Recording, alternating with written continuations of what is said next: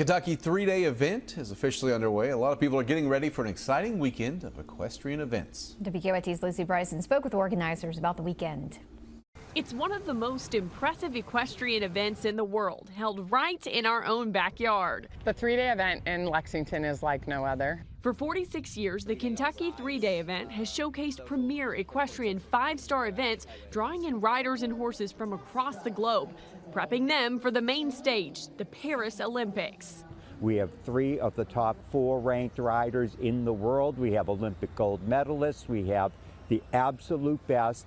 It's really a preview of this summer's Paris Olympics. We don't know who will be on our Olympic team, but we know they're riding here this weekend. Chief Press Officer Marty Bauman tells me that among the crowds are people who have the fate of the U.S. Olympic teams in their hands. Gunning for one of these spots is defending champion Tamara Smith. The Olympics are coming up, and you just need to put your best foot forward and hope that you're one of the 3. It's another day at the office. A weekend at this office consists of riders and horses competing in 3 sporting events. Thursday and Friday are dressage. Dressage is basically ballet on horseback. It's elegant, it's beautiful. But the event to watch comes later. It's all about cross country on Saturday.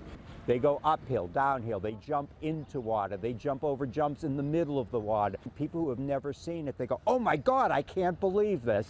It's got a little something for everyone, no matter what your style is. It's the best weekend all year, actually. I mean, they call it that, but it's really incredible. In Lexington, I'm Lucy Bryson, WKYT. And Bowman said in addition to the competition, there are lots of food and beverage options and more than 200 shopping booths.